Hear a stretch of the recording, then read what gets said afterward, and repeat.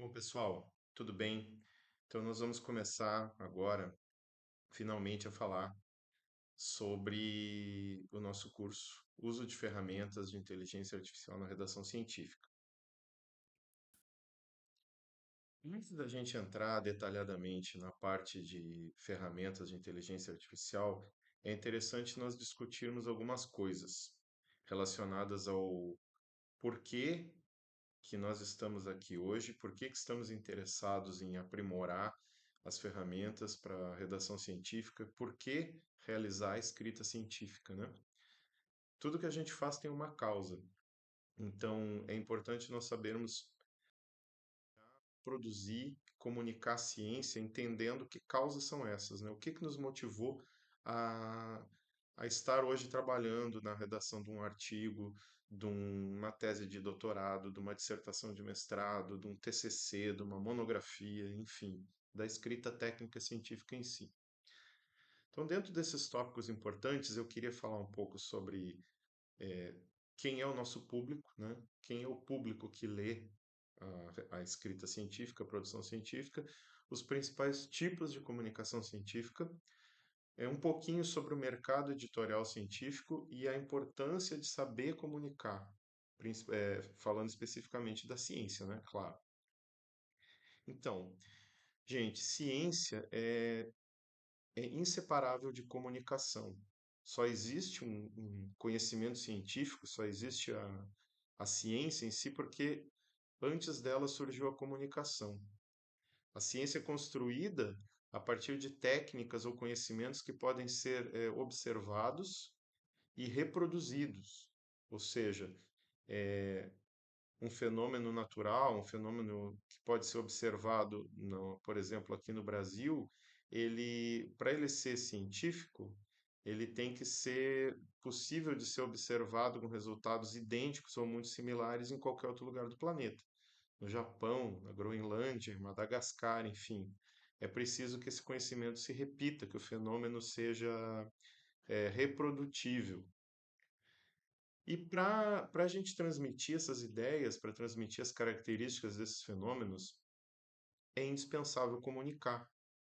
Se a gente voltar lá para os primórdios da nossa civilização, foi preciso não somente aprender a fazer o fogo, cultivar arroz e outros grãos, ou assar um pão, mas foi preciso transmitir esse conhecimento para os nossos semelhantes, para os nossos descendentes, para que esse conhecimento fosse reproduzido e, ao longo do tempo, aprimorado. Então, tem uma expressão que eu acho muito legal que é sobre os ombros de gigantes. Eu acho que foi, a gente vai ver depois em seguida, mas parece que foi, ela ficou famosa quando foi pronunciada por Isaac Newton, mas ela não é originalmente do Isaac Newton. O que que significa sobre os ombros de gigantes? Que a gente consegue, quando trabalha com ciência, a gente consegue enxergar, consegue ver mais longe, porque nós estamos sentados nos ombros de gigantes, ou seja, esses gigantes são todas as pessoas que nos antecederam naquela pesquisa ou naquela área de conhecimento e que foram acrescentando tijolo após tijolo, camada após camada, uma grande construção de conhecimento. Existe então, dentro desse hoje, né, no mundo moderno, dentro dessa área da ciência, de conhecimento, existe uma ciência pública e uma ciência privada.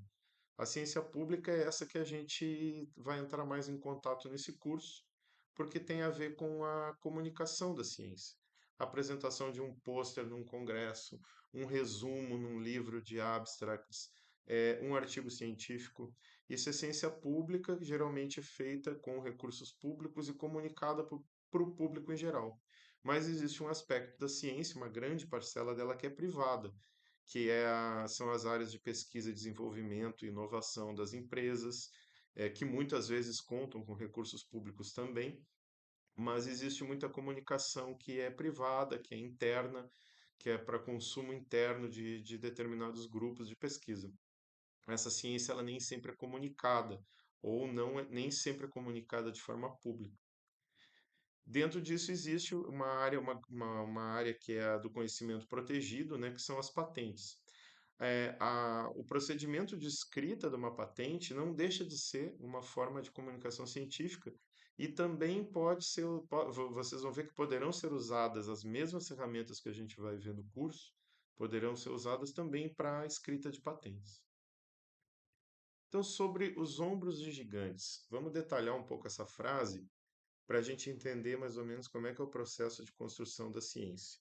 Vamos supor que um de vocês, né, que nós estamos trabalhando na nossa tese, na nossa dissertação, com um novo prebiótico ou probiótico que vai ser adicionado em iogurte. Então nós vamos trabalhar, nós vamos estudar nesse nicho bem específico da ciência, né? Nesse caso aqui, a ciência de alimentos, ciência e tecnologia de alimentos. Só que para a gente ter condições de poder fazer esse tipo de pesquisa, antes de nós, foi preciso que algumas pessoas tivessem estudado e definido o que é um prebiótico, ou, se for o caso, um probiótico, né? E isso veio de contribuições de diferentes áreas da ciência, da medicina, da nutrição, da bioquímica, da química, da microbiologia, etc. Então é multidisciplinar, transdisciplinar, interdisciplinar, enfim. É preciso muita gente, foi preciso muita gente, muita comunicação para que nós pudéssemos hoje estar trabalhando nesse tema tão específico. Antes de alguém ter definido prebiótico e probiótico, foi preciso ter acumulado, historicamente, um conhecimento muito grande a respeito do processo de fabricação dos iogurtes, né? Senão nós não teríamos aonde hoje colocar no nosso estudo hipotético o prebiótico. Então alguém definiu, alguém criou, aprimorou e definiu esse alimento que é o iogurte. Daí vem gente da área das mais diversas áreas, da microbiologia, da biologia, da veterinária, da área das fermentações, da área da ciência dos laticínios. Antes de tudo isso, alguém precisou estudar e definir os laticínios, né? Centenas de pessoas, milhares, talvez milhões ao longo da história, desde a primeira vez que um grupo de humanos domesticou, sei lá, vacas, né? E começou o processo de ordenha, de obter o leite. Depois alguém viu que aquele leite fermentava, que o produto da fermentação poderia ser consumido, até que chegasse na questão dos iogurtes. Então, milhares de anos, né? Então, por exemplo, assim, finalizando, antes de tudo isso dos laticínios, alguém precisou ter estudado e aprimorado o processo de criação de vacas leiteiras. Isso eu estou falando aqui, esse alguém, na verdade, são muitos alguéns. São milhares de pessoas. Para hoje a gente poder estar trabalhando na questão de um novo prebiótico, que vai trazer benefícios nutracêuticos, né? Para ser adicionado no iogurte. Então nós estamos fazendo o nosso trabalho, achando que ele é uma coisa muito específica, às vezes um detalhe de um detalhe, só que nós estamos fazendo isso sobre os ombros de gigantes, sobre uma muralha de conhecimento que levou séculos, milênios para ser construída e que está muito longe de acabar, que talvez nunca acabe, que talvez tenda ao infinito. Essa é a ideia da muralha do conhecimento, né? Ó, aí está o verbete da Wikipédia sobre essa frase, né, sobre os ombros dos gigantes, né? E se vocês tiverem interesse de olhar, né, a metáfora de nós sermos anões que estão sobre os ombros de gigante e por isso nós conseguimos enxergar mais longe. O significado literal seria descobrir a verdade a partir de descobertas anteriores. Então ninguém hoje começa em nenhuma área do zero absoluto. Nós estamos muito distantes do zero absoluto. Nós já temos um castelo gigantesco construído e o nosso trabalho é colocar mais um tijolo, é ajudar a continuar essa obra. Nisso, existe um gancho aqui que merece ser falado, que é esse vínculo entre ciência e arte, né? Eu diria mais, existe uma similaridade entre ciência e arte, entre ciência e filosofia, entre ciência e mística. Mas na arte, especificamente, assim como na ciência, existe um processo criativo, existe a criação. Quem cria a arte costuma entender as pessoas que trabalham com pesquisa científica e vice-versa, né? Eu diria até assim, nos bons e nos maus aspectos, né? Porque nos bons aspectos tem essa questão da criação, da inspiração, aquele momento, como se fala, aquele momento eureka, em que dá aquele estalo, dá aquele impulso, dá aquela ideia, e a gente parte para escrever essa ideia, para colocá-la em prática, para delinear um experimento. É muito parecido com o sentimento que move um poeta, que move uma pessoa que trabalha com pintura, com poesia, com literatura, com dança, com escultura. São sentimentos parecidos. Existe uma similaridade também nos aspectos não tão positivos, né, dessas duas áreas, que são os ataques de fúria, os ataques de ego, a pessoa que está pintando um quadro e de repente ela olha para aquela pintura e vê que aquilo não é o que ela projetou dentro dela, que não tem a ver com o que ela imaginou, com o que ela sentiu, e aí ela pega um pincel e joga tinta e rasga, e o poeta que bota fogo nos poemas porque não gostou mais do que escreveu ontem. E na ciência tem esse sentimento bem parecido também. Por quê? Porque envolve criação, e toda criação, apesar de na ciência a nossa ferramenta ser a mente, ser o cérebro, né? Deveria ser uma coisa muito racional, toda criação envolve sentimento. É preciso a pessoa estar. Ela é preciso ela estar inspirada, tem um sentimento envolvido, tem um estado de espírito envolvido. E isso vem, tudo isso é minha opinião, tá, gente? Baseado assim na minha experiência pessoal e de pessoas próximas a mim, que trabalham nas mesmas coisas, né? Pessoas que me orientaram, pessoas que eu orientei, que eu oriento. Então existe uma satisfação íntima de criar o novo, que é o que vale para a arte e é o que vale para a ciência, né? Então nós precisamos desenvolver, né, uma capacitação para o nosso crescimento pessoal e profissional. Então, o que que acontece? Dentro da ciência e dentro da arte, também tem uma grande parte desse trabalho que não é criação, mas que são coisas que é preciso fazer, tarefas que precisam ser feitas por nós, para que a gente possa ter os momentos de criação. O que que eu quero dizer? De novo, o exemplo do pintor. A pessoa que trabalha com pintura, ela não vai passar o dia inteiro pintando. Ela vai ter que selecionar tintas, ela vai ter que escolher pincéis, ela vai ter que ir nas lojas de materiais de pintura, ela vai ter que encomendar telas, ela vai ter que negociar com galerias de arte, ela vai ter que expor os seus quadros, ela vai ter que explicar para pessoas o que que ela quer dizer com aquele quadro.